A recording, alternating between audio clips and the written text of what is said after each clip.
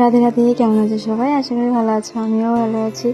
তো আমি মৌসুমি চলে এসেছি আমার আরেকটা দিন তোমাদের সঙ্গে শেয়ার করতে। আমার ভিডিওগুলো তোমাদের কেমন লাগে তোমরা অবশ্যই কমেন্টে জানিও। তো সকাল হয়ে গেছে, অনেক সময় হয়ে গেছে, আর আমি স্নান করে তারপরে চলে এসেছি। এসে নিজে একটু ফ্রেশ হয়েছি, তারপরে এই যে ঘর ঝাড় দিতে শুরু করে দিয়েছি।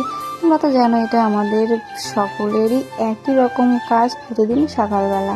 এই বাসি কাজগুলো করতে করতে অনেকটা সময় চলে যায়।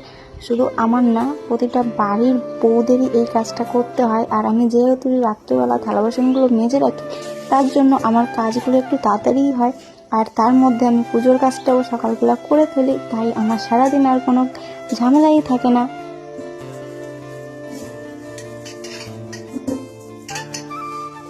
আর আমি এখন রান্না বসাবো, তোমাদের দাদাভাই তো কাজে চলে যাবে, তার জন্য এখন রান্না করতে হবে। আর তোমাদের দাদাভাই ভাত নিয়ে যায়, তার জন্য একটু আমার তাড়াতাড়ি করে এই ভাতটা বসাতে হয়।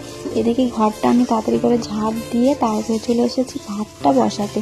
আর ভাতটা বসিয়ে তারপরে পুজোর কাজটা কমপ্লিট করে তারপরে আসবো রান্না করতে।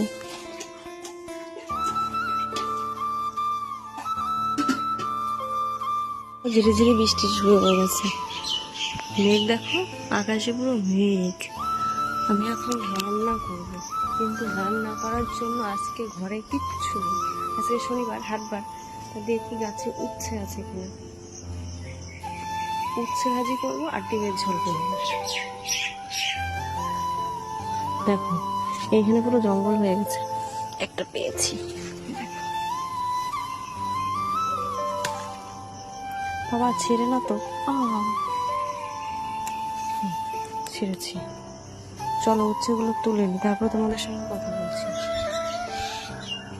উচ্ছেগুলোকে তুলে নিয়ে এসেছি, তুলে এখন হচ্ছে কাটবো আর কেটে উচ্ছে ভাজা করব, তারপরে করব ডিমের ঝোল।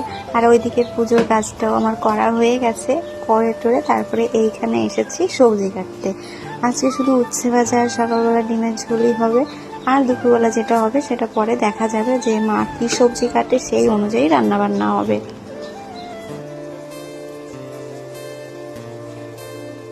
তোমাদের দাদাভাই মাছ না দিয়ে যদি আমি ডিমের ঝোল বা ডিম সিদ্ধ, মাংস এইসব দিই, তাহলে তোমাদের দাদাভাই খুব ভালো খায়।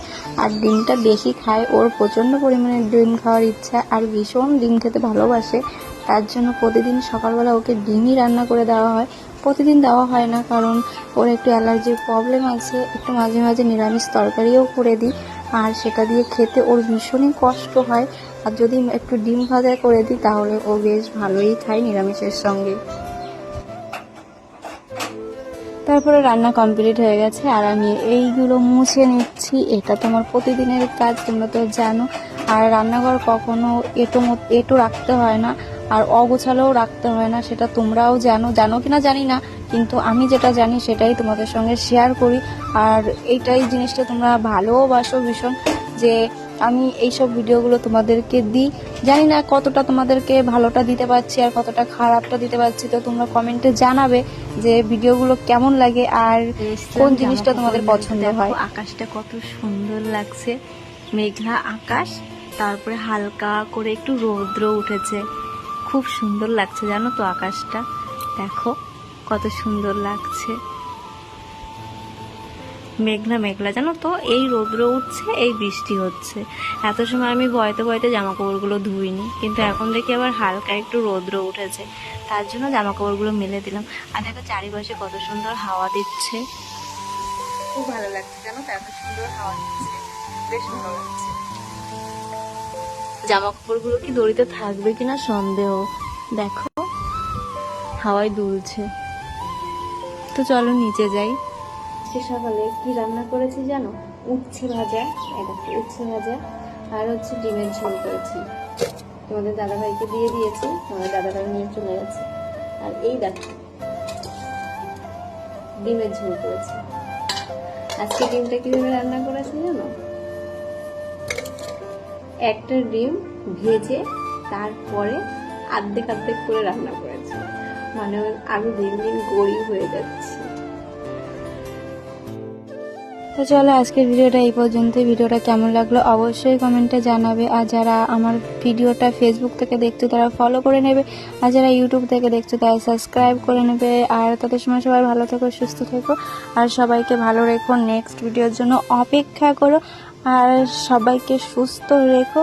তো চলো টাটা, সবাই সুস্থ থেকো।